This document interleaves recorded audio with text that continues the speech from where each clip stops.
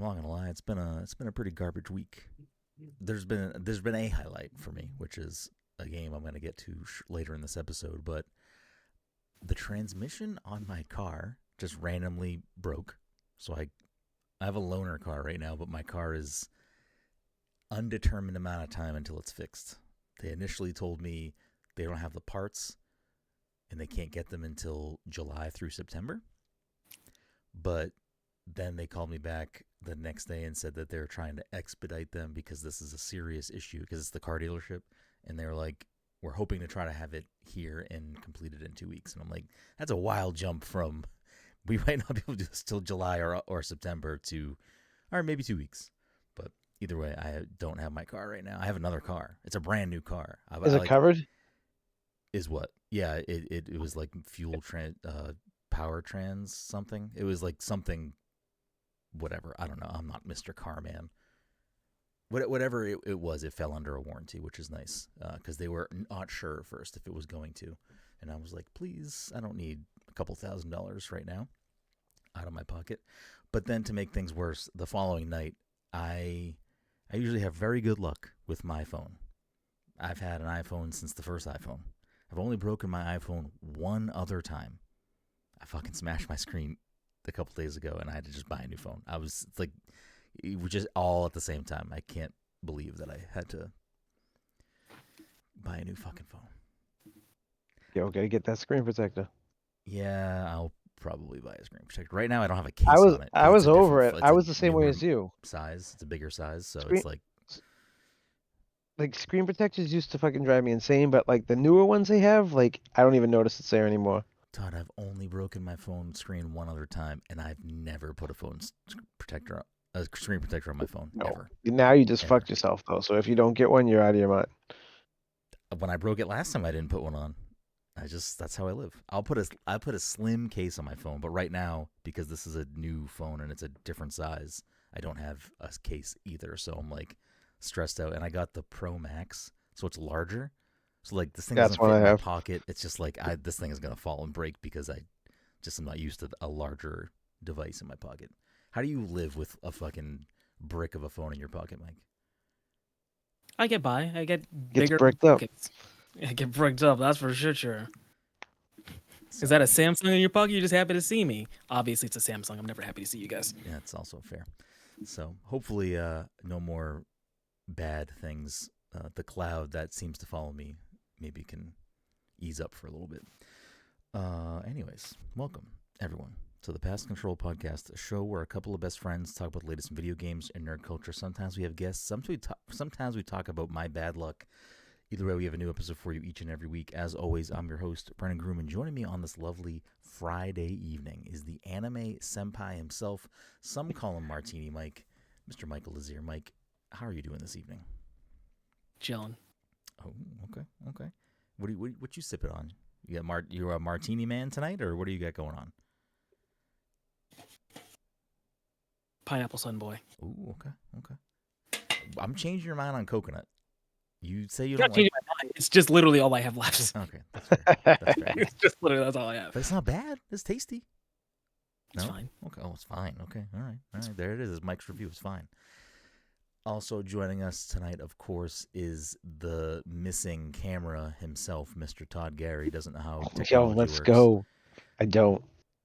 We'll figure that out soon. Tonight's not that night. And then rounding us out, of course, is the Disney daddy himself, Mr. Dominic 40. Dom, how are you this evening? Chilling. Oh shit, he's chilling too. What you sipping on? Sipping on a pineapple sunboy? Scissor. I'm not. I mean, now is the time I have to ask. Did you choose Mr. Freeze for a reason? Am I bro, fucking Iceman cometh, dude. Oh my god. Oh shit. All right. No, you got me. That's good. Is it good? I mean, it's better than the 3 albums. That one bit was better than the 3 albums. Wow. Did you listen to them? No. Why would I listen to that? that? Exactly. So last night when you were like, I need some Drizzy Drake in my ears. I never need Drizzy Drake anywhere in my life. But last night when I knew that the Iceman album was supposed to come out, I was still awake, whatever, on my phone. I was like, all right, let me let me pop this on and like skim it. But this is how like petty I am. I won't even listen to Drake on my Apple Music because I don't want him to be like credited on anything when like the end of the year it pops up. So I just listened to it on YouTube Music because I was like, I don't care about this, and I'm never gonna listen to it again. But I wanted to skim through it because when he put out 3 albums, I was like, one of these has got to have some shots. There's no way he's not going to take more shots at Kendrick or other people that, you know, were going at him the last 2 years. So I'm like skimming through the first album, or at least the order they popped up for me, Maid of Honor, immediate fucking in the dumpster. Like just, it was all just, it all sounded the same. It was like dancey music, and I'm like, cool, if this is your thing. It was not for me. Immediately. Wait, can we no pause thanks. for a second? Yeah, go ahead. You were texting me all day about how much you Okay, were Todd. like fucking jamming out to this Yeah, shit. So yeah. get the fuck out. Yeah, okay, Todd. Yeah, okay. That's definitely me. He kept on sending me pictures of Drake when he had like the little like man buns on his head or whatever, like little things. Todd's really a really funny guy. So first album in the dumpster. Then seeming because Iceman was the thing he's been building up, I was like, let me go to the other album first, of the second of the 3, and not listen to Iceman yet and just see what this fucking garbage is. And it was kind of similar, and just like whatever he's trying to do with that other album, Habibti, or how, I don't know what, I forget the title of it. Also, whatever, I'm good, like all set with this. Iceman was a little bit more like a Drake album, or at least a little bit more of like a hip hop album, or like a Drake hip hop album, if you know what I mean. And the dude's just fucking whining. Like, he just sounds defeated, and he's still just like, he's like whining and talking tough. And I'm like, I don't know, dude, you got like the biggest L of anyone's career ever in music. And not only did you like lose that battle miserably, and then, I don't know, not put out music for 2 years. Well, you did actually. You put out some weird cover of like a jokey song, like Plain White Tees cover. Does anyone remember this? I do, yes. He put out like essentially a joke song with like some other Canadian artist, and it was like I'm pretty sure it was like a Plain White Tees song. It might have been like Hey There Delilah. I'm Mike, I'm almost positive. If it wasn't that, it was something else like that, and it was just like, it was like, you just lost the biggest, most high profile like music beef of all time, and this is the first like non-beef adjacent thing you put into the world. I don't know, dude. And then he put out that other album with Party Next Door, Sexy Songs for You or whatever, and fucking another dumpster album. Like, get out of here. I guess at least that album had Nokia on it, which seemed to be a hit, but like, I skimmed through this. I don't think there's anything that's going to be like a hit on there, which is fine. Like, I don't personally need the hits. This guy needs the hits right now. But like, he just took weird shots at Kendrick and other people, and I'm just like, dude, you got like demolished. Like, this is not, you are still doing this wrong. Whoever his close friends are not his friends. There's a reason why Kendrick was able to get all this information, because clearly the people near you fucking hate you, because somebody should have said, please don't put out 40 fucking songs on a Friday. Please don't do this to yourself. Please don't continue to talk about the beef when you are just delusional in what's going on. Not only that, the guy like with the lawsuit, and he's like suing. It's like, I don't know, man. Just it's so bad. He's got other. You're just a hater. Yeah, He's got other entrepreneurial endeavors, correct? Like, he's like, clearly this music thing's not going to work out yes, for he's long also, term. I'm pretty sure he's also getting charged with the RICO for his involvement with Steak and like, oh, that's right, messing around with that. So like, yeah, he's got other endeavors, other bad endeavors. I don't know. He needs to really. To be fair, isn't Steak the one that is literally getting everyone is getting a RICO? I think Everyone all of that, like, them ever big talked people about are it, in yeah. charge because whatever, they're like supposedly funneling money and like pretending like, you know, whatever they're doing. I don't allegedly, I don't know. I don't, whatever. I think he's also like, I think there's a few other people that have similar types of deals. He's like some ambassador or something for the Toronto Raptors. I think he has some involvement with the organization. Like, I think Eminem has an involvement with the Lions now, and I think Big Sean has like a thing with the Pistons, maybe. I don't know. I feel like there's a few other musicians that have like similar types of. I don't know what their actual role is for the team, but they're tied to the organization in some way. But I wasn't going to really listen to it, but I kept, when I was scrolling social media, I kept seeing like I didn't listen to all of it last night. I was like, I'm not doing this to myself. But when I was up this morning too, I was like scrolling social media, and every post I saw that was like clips of lyrics or like videos of, because I think he put out music videos for everything. I don't know what the fuck this guy does. He did like a drop of like every song as a music video. It's like an interesting thing if we were making like good music that people wanted to listen to, maybe. But it was just like, I've had enough of the big three. There's too many chefs in the kitchen. It's like, I saw that one. Yeah, it's I was like, huh. It's just really all bad. It's just like nothing good there. Anyways. I could end up talking about this for far too long, so we should pivot off of this before we go down a hole that we don't. Into our second podcast where we talk about music. Exactly. Pass the mic, baby. Wouldn't be a bad show. Todd would talk about the same like 5 old rappers every week, and there'd be people that would listen to that. But we're gonna talk about a few things tonight. A little Mina the Hollower preview. Some early impressions before we kind of stop talking about that game until the game comes out. Some other stuff we've been playing. I finished Mixtape. I think Todd also finished Mixtape. I don't know if either of you have played Mixtape yet, but we'll talk a little bit about Mixtape.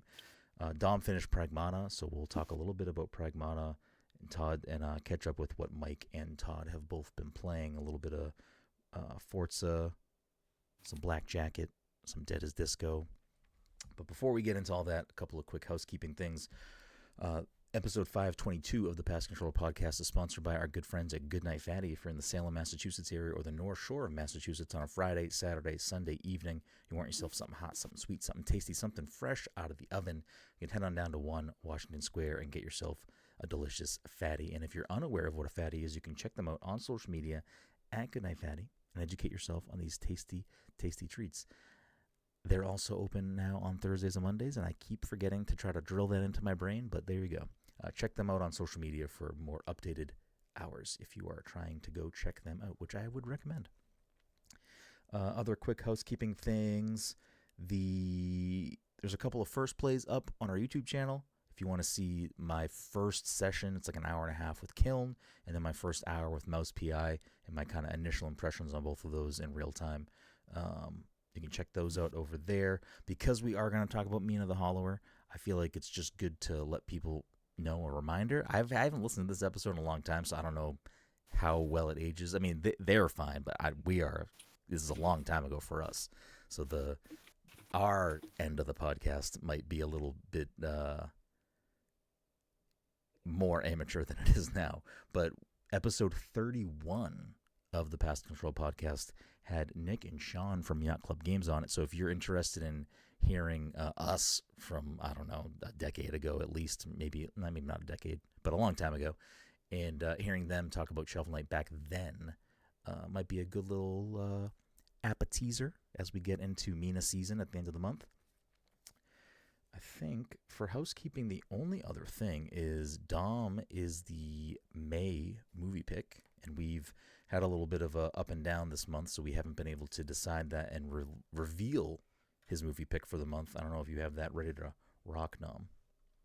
I'm going to let you guys pick between Spree, Project Power, or a film that will continue a theme and is filmed locally. I feel like I did want to watch Project Power at some point. I can't remember what that movie was, but I feel like I did want to watch it. I think it was like on a list of mine. There's a reason that it got added to my you can pick. I feel like the theme thing. If you look it up, you'll see. Yeah, I'm I feel not like gonna. the theme thing is I'm a gonna fake. go local. It's a fake out. I feel like the theme thing is not continuing the I'm going local. reverse. I feel like it's gonna be like continuing some other theme. You didn't say it was that theme. We have a lot of other No, I themes. know. I'm trying to think what would be filmed locally that would fall into one of the themes that we have done in the past. Oh, I know. A good son. I don't know. I'll go with the theme. All right, I'll do that It's too. 2. Yeah. I mean, we don't All right, have to. so I mean, if you want to do Project this- Hammer, we can do that too. Whatever, Project Power. So Project Power has Jamie Foxx in it. That's why I got Oh it. shit! And Joseph Gordon-Levitt's in that too, And right? Joseph Gordon-Levitt. Yeah. Is the name of the movie Project Power? Because I don't know what that is. It is. Oh, It's okay. I don't know what that is. I believe it's about like 2 cops who are trying to stop a drug that is giving people superpowers. Yeah, that sounds right. So it's like Crackdown, kind of. Not really. It's not. That input right down.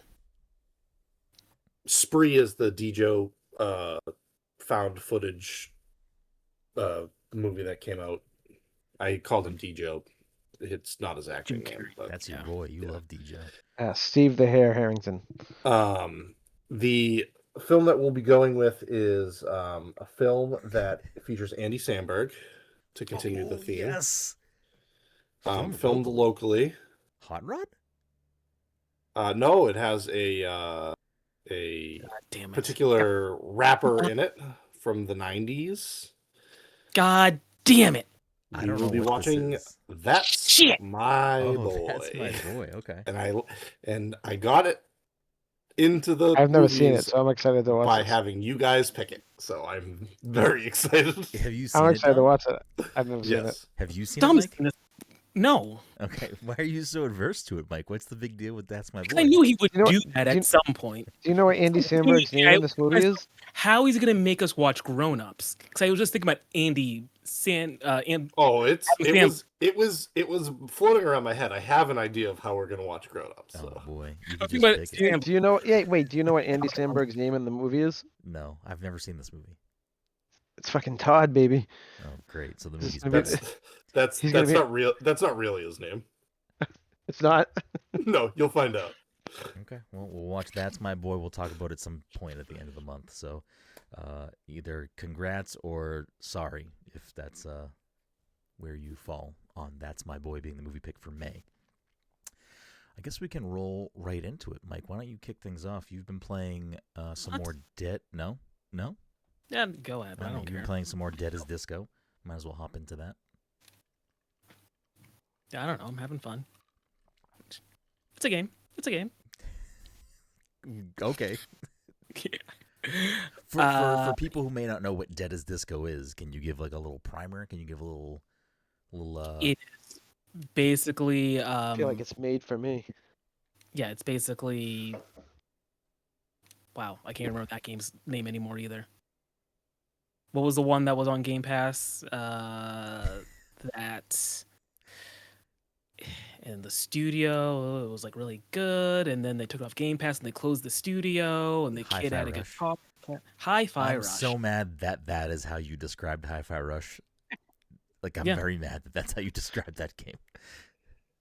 Yeah, it's basically Hi-Fi Rush mixed with, let's say, Sifu. Okay. That's how I'm oh, like, wow. yeah. This really is a Todd game. It's just, it's a fighting game, or it's a brawler game where the goal is technically to like hit the buttons on the beat, sort of, at least for certain attacks. And, it has some, at least one of the stages had like a legit licensed song. The other two that I've played, or maybe 3 at this point, I don't recognize the songs. I'm pretty sure they're like made for the game. Okay. But yeah, I'm having fun with it.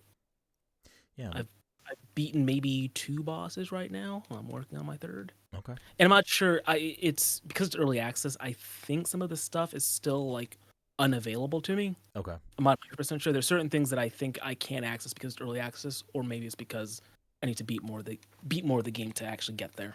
Yeah. It always looked like a game that was up my alley. I was just kind of waiting for it to come out of early access. I usually don't personally dip into early access stuff. It has to be like very, very specifically something that I like need to play or have been waiting for or something. But usually I like to just wait for the 1.0 launch. Yeah, I mean that's fair. But the game seems polished enough, so like Yeah. honestly, I don't know how much more they're going to add to the game after this. Yeah, I mean, listen, there's plenty of games that are fantastic in their early access state, or are a big chunk of the game. I just like, for some reason, and maybe this is just my way of like offloading what is already just I have too many things to play at all given times. It's like a buffer of like I'll wait until it's fully released to play it. Yeah. It's why I don't play, again, very specifically, I don't jump into a lot of betas or like demos.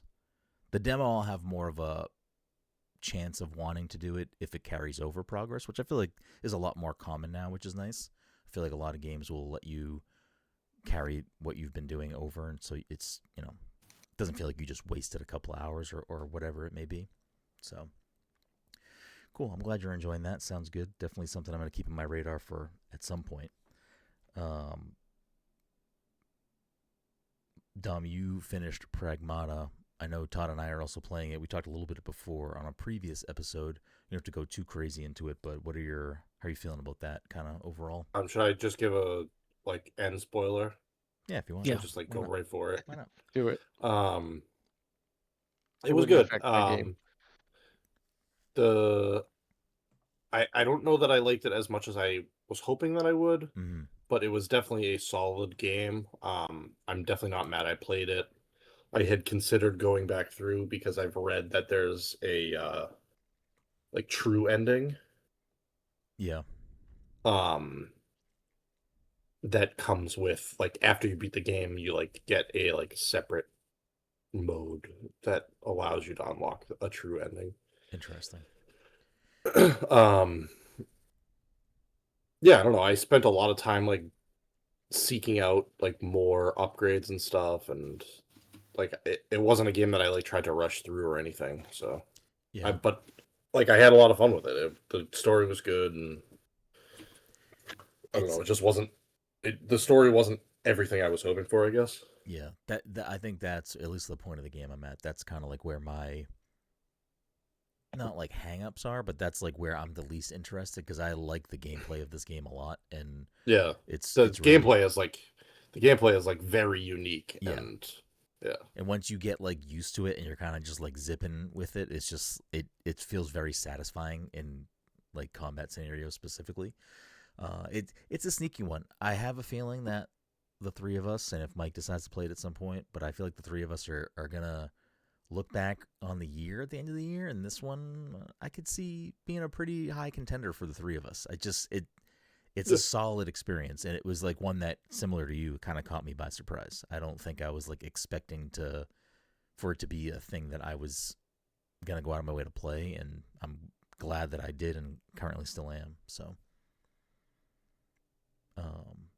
I definitely think we can talk more about the game, maybe a little bit more in depth. I don't know if we need to do probably not a full spoiler cast or anything, but once Todd and I both finish it, maybe we can revisit it, have a kind of final conversation on it. There's definitely stuff that I would talk about if we were no holds barred. Just there weren't complete story spoilers, I guess. Yeah, so maybe we'll do at least a dedicated portion of a future episode where we can all kind of talk about our feelings on things without really holding anything back, and spoiler tag it appropriately. I know you've also briefly touched Mina. We'll get to Mina at the end here, so why don't we kick it over to Todd? I know Todd's got a couple of things on his plate right now. Why don't you let us know how you're surviving over there, Todd, in Too Many Games land? Oh man, I got the GOAT. I got Forza Horizon 6 right now. I mean, this is gonna be my game to play for the next couple weeks. So, but the game's fucking great. It's on Game Pass, so you don't have to pay for it. But I paid for it because why not? I need those extra 4 days. Yeah. So I don't know. You do plan on playing it?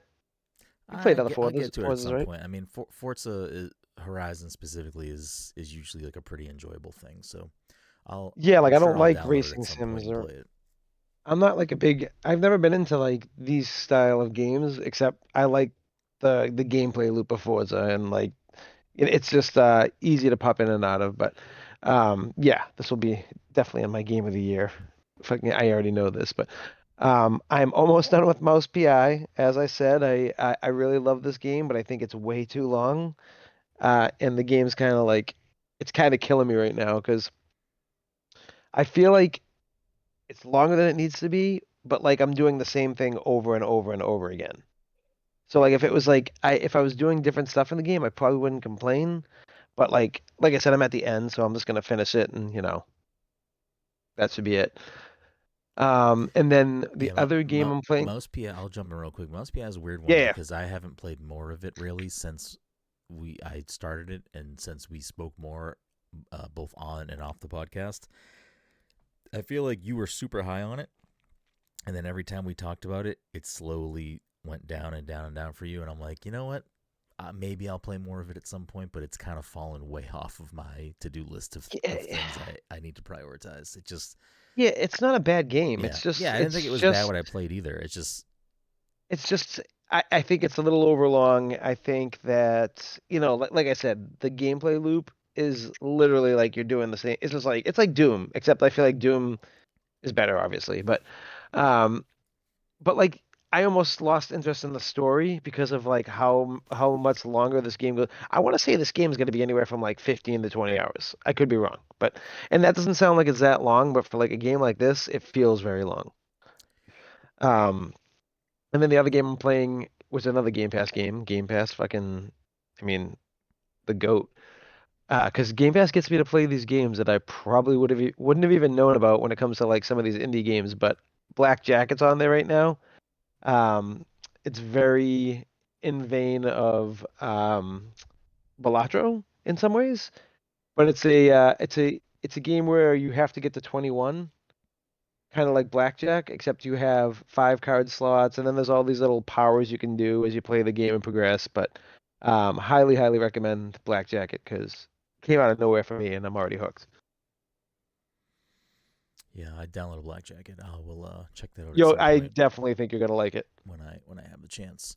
I don't think we can like kind of temper our conversation on certain parts because I don't believe that Mike or Dom have played Mixtape, but I feel like you guys might play it at some point.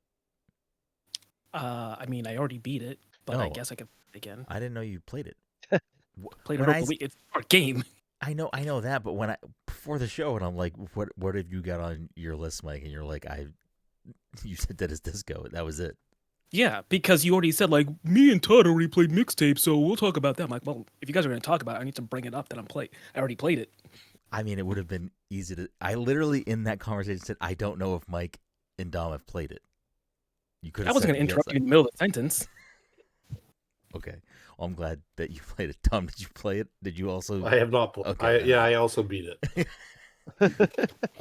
Anyways, No, here's I our didn't whole play it. mixtape spoiler cast. When did you didn't did you even say it in the group text that you played Mixtape? I feel like we talked about Mixtape in the group text. Did we? I don't think I we feel did. like Todd has definitely been talking about it in the group text. Anyways, we've Mixtape? been playing. Yeah, We've I all definitely three did. of us have finished Mixtape. We'll keep it kind of spoiler free, even though it's a short game. It's being, I don't know, the discourse online around this game is there's a lot of some of it's great criticism, some of it's just weird fucking weirdos doing their fucking grifting woke bullshit nonsense. So let's just keep it to our conversation about how we feel about the game. I was really looking forward to this one. It was kind of just okay. Honestly, I agree. The game's kind of woke. Oh, get the fuck out of here! I'm gonna fucking drive to your house and fucking push you down the stairs. No, go on. No, I mean, I was really looking forward to this game, and I think it wasn't bad. It was just kind of okay. I think, and that's like beyond the music piece, because I feel like for some people it's like they either really liked the music selection and it was a big pop for them, or the music didn't do anything, and then maybe the game didn't do much for them. I think that the game has some interesting narrative beats that I just wish there was a little bit more there. I just feel like it was kind of. I feel like I've seen that story before, if that makes sense. You know what I mean? Like it didn't feel like it was necessarily anything special. It's like last day of school, going away, got to get to the party. Like, it just, I don't know. It didn't seem like anything too nuanced outside of that. Like, I'm sure, and this isn't like I've read other people's and other friends of the show review and stuff like that. Like, I've seen other people's personal feelings about it and how certain things connected with them, and that's great. And I'm glad that people had those experiences too. It's just, for me, it was kind of just like, I think I wanted a little bit more out of some of these characters, maybe a little bit more out of the story. I like the concept of the game. I like that the way it flows in these little vignettes between like memories in each of the rooms. Like, I like how the game is structured. The music wasn't a big pop for me because a lot of it was not music that I was really familiar with anyway. So I don't know. Just, it was okay. Like, I don't know if I feel like putting a score on this game personally. You guys can feel your own way if you feel a way, but it was just fine. What about you, Mike, or Todd? Whoever wants to jump. No, Mike, Mike can go ahead. Yeah, I mean, it was fine. It was essentially a movie with a few interactive elements, and there were elements of that interaction that I enjoyed, like just in the moment, like, oh yeah, this is kind of a neat way of capturing whatever it was trying to capture. Yeah, I agree with you. Like, there were some stand-up moments. I liked the video store a lot. I laughed, like, when you first take control in that section. Oh, okay, this is funny. Like, it's a funny thing. The video store one. So at this point, I had accidentally gotten an achievement earlier in the game. So at that point, I was like, okay, I think I'm supposed to be doing something here. And like, I would frequently just kind of look at what the achievements were, just so I could like knock it out during the playthrough. So while I was having fun with that, but also I was trying to legit just try to do the achievement because I wanted the achievement. They were easy achievements. Yeah.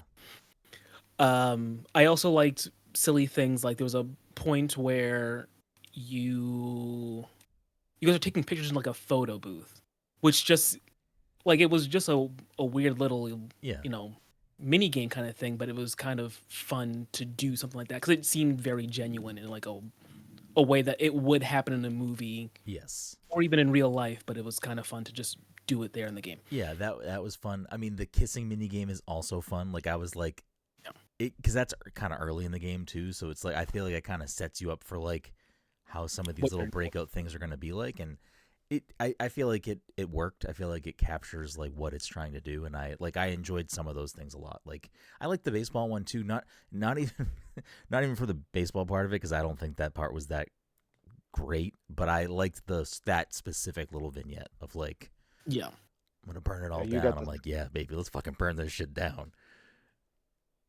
Yeah. No, go ahead, Todd.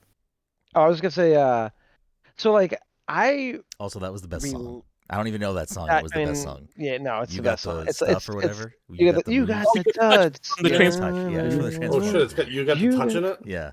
Oh yes. I'm fucking playing it tonight then. Yeah.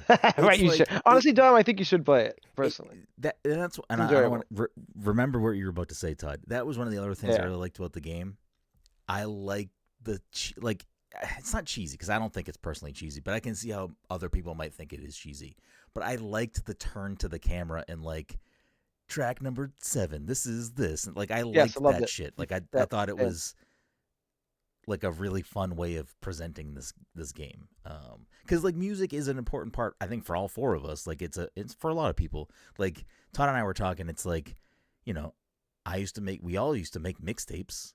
We all used to like burn CDs. We used to all do this type of thing, especially before iPods and Zunes and all this other shit became normal, and just phones at this point. Like, I still make playlists on my phone in Apple Music, and that's like a really nice feeling. And I feel like I should do more of it. I feel like I wasn't doing that for a long time, and I've gotten back to making playlists more recently, and it's been like a very fulfilling thing. So like, I like the idea of like trying to theme, like, oh, this is what our days are gonna look like, and blah blah blah, and like this is the soundtrack for that, for all these events. And because even just more so when I was younger, but still kind of now, like, there will be times where like in my head it's like I'm playing a song of like this is what I would be playing right now if like I could just make music appear in the fucking world. Anyways, go ahead, Todd. I'm gonna shut the fuck up. Wait, what were we talking about? I don't know. No. No, so for me, like, there's a lot of stuff that hit in this game. Like, I was telling Brendan earlier in the week, I'm like, me and my buddies, it was like a bigger group of people, but we used to longboard, like, down crazy hills, like, all night long, drink beers, party in the woods like they did, like, a lot of that stuff. But I think the thing for me is that, like, there's a lot of songs that hit for me in this game, but there's a lot of songs that didn't hit. And I was saying to Brendan, I almost feel like this game is more of a Gen X game than a millennial game. Um, just based on the music selections alone, which is fine, but there's certain things that, like I feel like the time doesn't make sense though. Like yeah, I know the year the setting time's off, doesn't but make like I feel like sense. the music selection it seems like more Gen Z, um, or Gen X, whatever it's called. Yeah, but I think I overall like the game. I liked a lot of parts to it, but I think that it was missing something, especially towards the end of the game, as far as like characters and stuff. But I don't know. For me, it's like a solid 7. I mean, I could come out and just say that would be like my score, 7.5. Yeah, I think if I was gonna have to put a number on it, I'd probably be around a 7. I think like it was not a bad game in any regard. Like I enjoyed playing it. I had fun. I put this on. I didn't play all of it in front of Jen, but I purposely like played it in the living room so that like she could also maybe be interested in it. She would like not be fully paying attention. She'd pop off at some of the music, and I'd be like, okay, this is whatever. I should But have just even going back played to this what in you one session like I planned on doing. even going back to what you said though with like mixtapes and everything, like my childhood was like making mixtapes to my life, kind of like so like I related to that aspect of this game quite a bit. Yeah. Because like that was like a huge thing for me. It was like music and putting like I was always making mixtapes. Like, that was my fucking thing. Yeah. Even when you had to like catch songs off the radio and record them to cassettes. But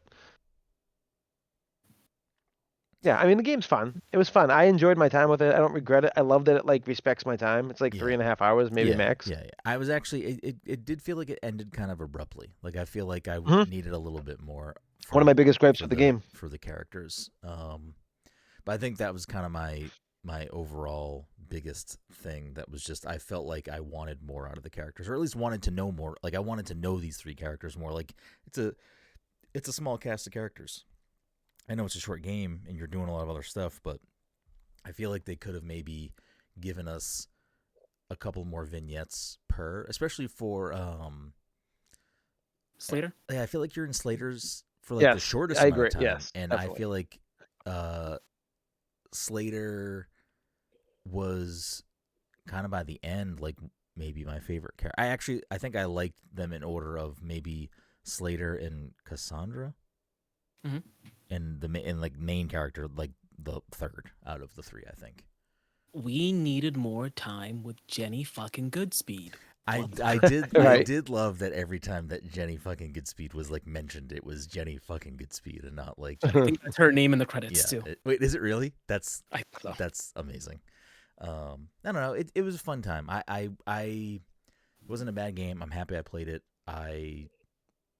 It's the same studio that did Artful Escape, I think. Is that correct? I love that game too. It's a great game if you haven't played it. That's like the Bob Dylan game. Yeah. Yep. It's like a music. It's kind of like this, but like no, I mean, it's like inspired by Bob Dylan, I think, but like it's very like, it's like this, but like way more like acid trippy kind of stuff. Yeah. I don't know. It was fun. It was fine. It's worth checking out, I think, if you are interested. It's quick. It's a very low commitment for time wise, at least. But I think you'd get something out of it, Dom. I think it's worth you checking out at some point when you have the chance. Word.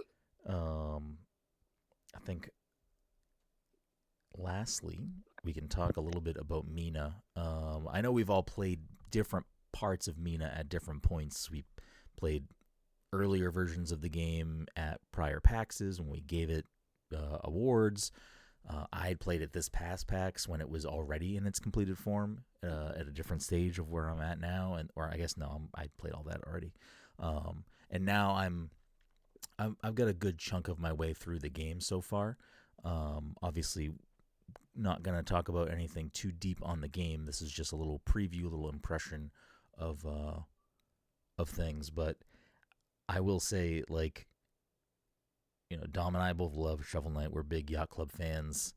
And for me, Mina I believe it's been in development for 6 years. This is one of those things that's kind of been like a most anticipated for me since it got announced, essentially. And like for me, like Shovel Knight is more of a Mega Man platformer. Like it is, I would say like its closest comparison for what it's trying to do is like a Mega Man style game. Whereas this game Mina is like mostly closely aligned with like a top-down Zelda, like a Link's Awakening, Link to the Past, etc.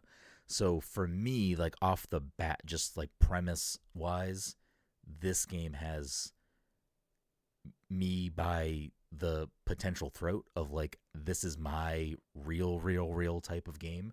So it being the new thing from Yacht Club,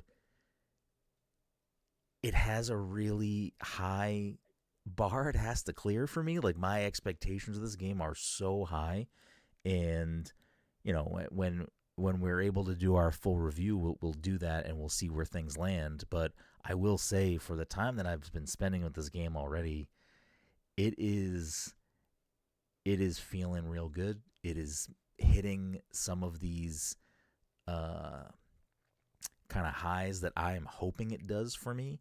It just feels really good once you understand the movement in the game, because I think that's one of the I think the game is very good about onboarding you. I think the way that the first intro areas are structured, it kind of organically teaches you a lot of the mechanics and how to interact with certain objects without it being a bunch of pop-ups and text and menus and all these things. It's just very well thought out from the beginning of just, this is how you burrow, this is how you attack, these are types of things you can break, these are types of things you can maybe pick up. These are like, it just does a really good job of kind of just leading you through this little intro area to get you acquainted with the game.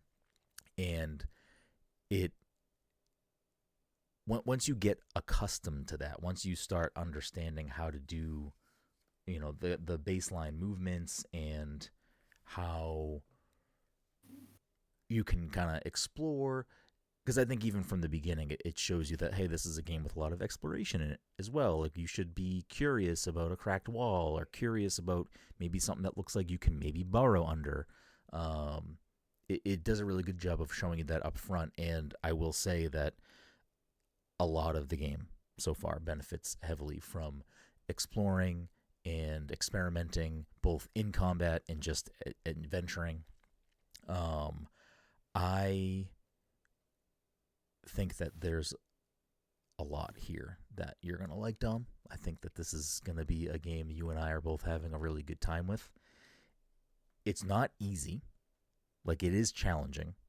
It is, I've seen other people in their impressions and previews describe it as, having Souls-like elements, and I can definitely see those comparisons. Like, it is definitely like enemies with patterns, challenging health bars. It's not just like you swipe them with your attack and they're dead. It's like this is like a chunky game. Like, there's meat on these bones.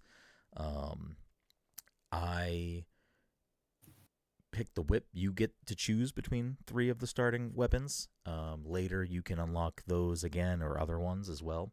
But I picked I forget what it's called. It's called like I don't think it's called Morning Star, but it's like a whip with like a ball and chain on the end of it. Is that what a Morning Star is? I think so. That's a Morning Star. I don't think the game calls it that, though. I think it calls it something else, but it is that type of blueprints. Yeah, I think that's a mace. I mean, it's still the same, but yeah. So but I don't think it's called Mace. Morning Doesn't Star. have a chain. Mace doesn't have a chain. I'm saying I think the thing in blueprints might have been a mace, but they called it a Morning Star. It was definitely called Morning Star, but I feel like it looked like a mace. The name is irrelevant, but it's that type of item. No, it's very important. We could probably get to the bottom of this right now. Yeah, and I feel like part of my Zero reasoning stars. was that I had used the other two items you were allowed to choose at the beginning in previous versions of playing the game, and I feel like the whip was the one I liked the most. Plus, it's like kind of seemingly like the Mina's weapon, because it's like Mina's on the cover and in the key art and like promotional material, she has that weapon. So I was like, I'll start with this one and we'll go from there. But even just off the bat, those three weapons, they give you very varied combat playstyle that I think, again, what I think Yacht Club does very well, and they're doing it again very well right now, is they're really good at paying homage to the things that inspired them. You can clearly see things that you can clearly derive where they took inspiration from. You can clearly see those things that were important to them that they wanted to make their own version of. But just like with Shovel Knight feels like it's completely own thing, even though it is built on the foundation of these things that came before. Mina is doing that same thing in remarkable fashion, where it's like you can see a lot of the inspiration, but there's so much depth to Mina across the board that I can't wait to get through the whole game. I can't wait to talk about the game in a more full capacity, because I just think that there's a lot here, a lot to love. It is something that it's definitely going to be something I'm talking about a lot for the rest of the year, that's for sure. But really just kind of across the board, knocking it out of the park so far. I'm really enjoying my time with it. I think that there's a lot of customization and ways to kind of tweak the playstyle to your liking, whether it's through the different weapons. You also have side weapons that you can get, and there's a bunch. I don't know how many there are. There's trinkets that you can get that can augment things and give you like stat boosts, or maybe one of them is like you take a little bit less damage from like a specific thing, or whatever it may be. So there's like a lot of ways to kind of build out Mina as you progress. And the way to do all that is you don't like gain levels per se, but you can level your gear up and level other aspects of yourself up. And the way you do that is by collecting bones. The bones are money. So all of the things in the game, at least so far that I've seen, all of the things in the game are built around this bone currency. So you're collecting bones and bone dust and hoarding those things to then either choose to upgrade your weapon strength or upgrade your health or other various things that you want to kind of choose to build Mina the way you want to build Mina. The other part of that is that, and this is I think where a lot of the Souls comparison does come into, is, you know, similar to games like that, if you fall in combat, if you die, if your health bar hits that end of that meter, you drop all of your bones. So you then have to go back and either recover your bones or kill the enemy that killed you to get your bones back. Which is, I don't know if other Souls-like games do that. Does Hollow Knight do that, Todd? Yeah. Well, does Hollow Knight, if like a specific enemy kills you, do you have to kill that enemy to get your thing back, or can you just No, go get them? you're like bag your covers. ghost will be like where it is, like around the area where you died, and you gotta go kill the ghost. So one of the things that I like begrudgingly enjoy, I think it's a good idea. It's just it has screwed me a few times.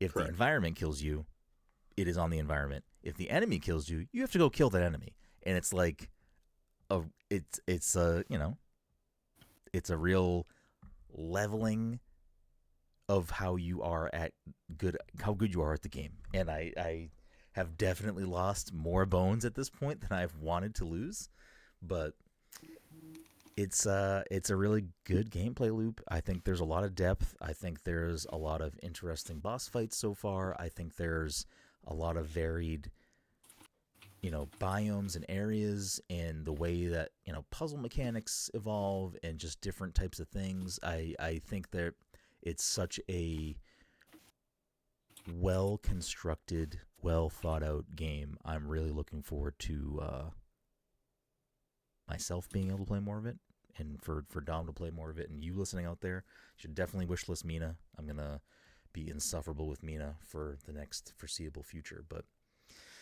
it's real good. It's real good. I feel like I shouldn't say more. I don't know what else I can really say without just kind of dancing around and not being super specific. But it is definitely one to keep your eye on. I think $20, right? $20 launch price, which I thought was that like in my hand. Is that how much was that was Hollow Knight too, right? Hollow Knight was $20. Mm-hmm. It's like it just feels like a steal, to be honest. Feels like you're getting away with something for these games being $20. So I would definitely put it on your wish list, the bare minimum Steam wish list, because it absolutely deserves that attention and that love. But definitely something to keep on your radar.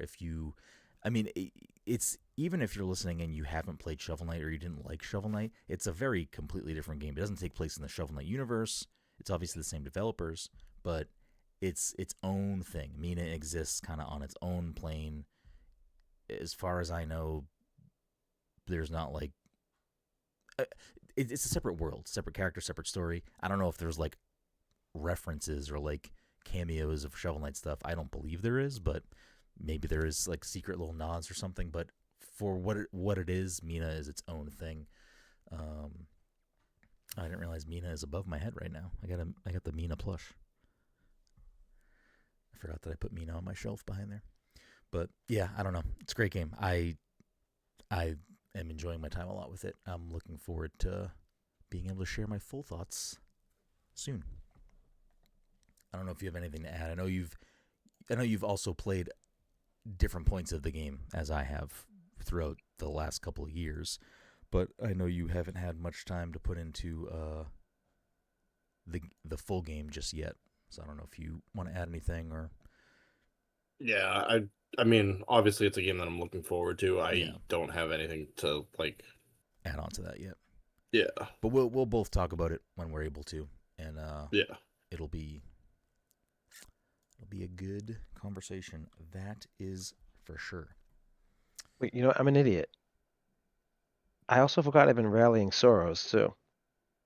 Oh well, you can save that for next week because no. So, anyways, basically in Soros, no, that's a next week thing. No, we're good. We're good with a Todd joke at the end of the episode that's gonna extend it for fucking 30 minutes. No, thank you. We're good. Sorry, Todd. Didn't want you had places to be. I mean, we're a little bit late tonight, and also I'm trying to keep the episodes a little more constrained, more digestible for people. I will. What do you guys think about the comments that what's his name said recently? I don't even want to let Todd talk. Whatever dumb joke he's trying to make, we're good. We're gonna move on. Before we wrap things up and play the game, thank you all so much for listening to this week's episode 522 of the Pass Control Podcast. If you're a friend of the show, fan of the show, want to support the show, tons of ways to do that. Just go to our website at passthecontroller.io or playmoreindies.com, and you can find everything we do over there, whether it's written content, drink recipes, the podcast, social media, all that stuff. You can find it over there. Very easy to find everything we do that way. If you are a listener of the show, make sure you leave us a quick 5-star review on Apple Podcasts, Spotify, wherever you listen to the show. Make sure you leave us a review. Make sure you're subscribed. It's super helpful in helping us continue to grow the show. As a reminder, we do record the show live most weeks at twitch.tv/passcontroller. If you can't catch the live show but you want to watch the show, just go to YouTube, type in Pass the Controller Podcast. We'll pop up over there. If you're a long-time listener or first-time listener, you'll know that we end the episode with a game. We keep track of the score all year long. Right now, the scoreboard for the year is Todd still in first with 34, Dom in second with 29, Mike in third with 12 points. We're going to play Gaming the Meta tonight. The way this works is I pick 3 games. We go off the most reviewed platform for that game. Whoever gets the closest gets the point. If someone gets a bullseye, they get double the points. Bullseye. I think we have done other ones before, so we're going to do this instead. Game number 1, released on September 23rd, 2002. We are going off of the PC review scores, but also released on Xbox One, Series X, PS5, iOS, and Nintendo Switch. This is, of course, Shovel Knight Dig. Mike, what do you think Shovel Knight Dig has on 87? 87. Okay. Just going in hot. First 87. thought, best thought. What'd you say? I said first thought, best thought. Okay. It doesn't matter. I like it. Dom, what do you think? Shovel Knight 85. 85. Todd, take us home. Shovel Knight Dig. PC review score. 87, 85 is what they said? Yep. So if I say 84, I'm good? Anything under? Yep. That is how Right. the game works. 84. Okay. 84. Well, I was going Todd, to say 78. Todd, you could have split the diff. You could have. It wouldn't have benefited you because it is an 81. So Todd gets the point by going low. Game number 2 is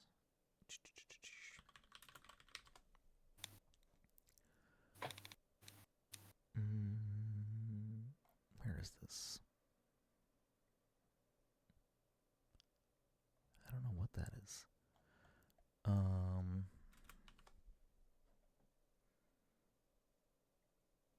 Is that what the first game is called? That doesn't seem right. Okay, this is the version that's popping up, so we're going to do with this. Released on May 27th, 2008. This is Lost Planet Extreme Condition Colonies Edition. Is this the I first used game? to love that game. Is Is that the first game? I It didn't sounds like realize it. the first game had a subtitle. Oh, yeah. Like that game was. It does. Dude, the God, yeah, multiplayer it on that has game subtitle. is one of the most underrated multiplayers, too, that no one played. So I a used to love that game. Capcom joint. We're going off the Xbox 360 review score for Lost Planet Extreme Condition Colonies Edition. Dom, what do you think? 85. Okay. Todd, what do you got? 82. All right. Mike, what are you thinking? 81. You motherfucker. I don't know. I It's don't know. higher though, Mike. It's so much higher. I do not know this game, so Change the score. no. Well, again, Mike, you could have split the diff, I don't like splitting diffs. but instead you made the right choice, and Mike is getting on the board tonight. It is a 78. Oof. That's usually my go-to. 78's usually your go-to? Yeah, like if I can't think of anything, I usually say 78. I feel like I'm going to check the tape. I don't know how accurate that is. Check it. You should check it. All right. Check it right now, actually. Let's hold it up a little bit. Yeah, let's do that. Game number 3. Released on February 20th, 2024. Reviewed on PC, PS5, PS4, Nintendo Switch, Xbox Series X, Xbox One, iOS, and Nintendo Switch 2. We are going off of the PC review scores because it's the most reviewed platform.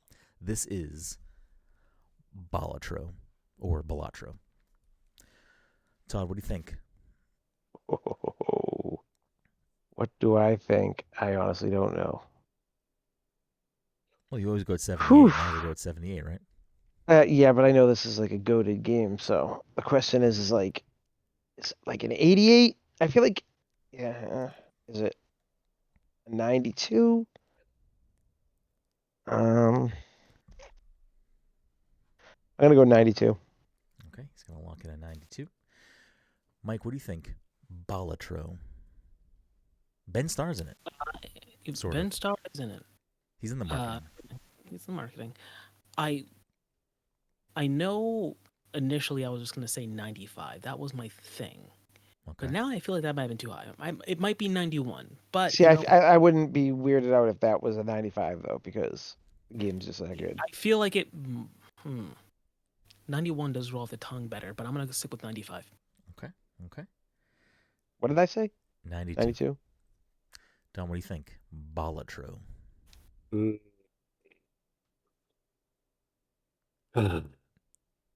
91. 91, stealing the number right out of Mike's mouth. It was a good number. It's a great number. You made the right choice because it is a 90. So a 3-point spread evenly across the board tonight, bumping Todd up in first to 35, Dom crossing over into 30, and Mike I feel like I haven't updated your score in a while, so it's nice to pop a 13 next to your name on the scoreboard. That'll do it for this week's episode 522. We appreciate you. Be kind to one another, and we'll see you next time.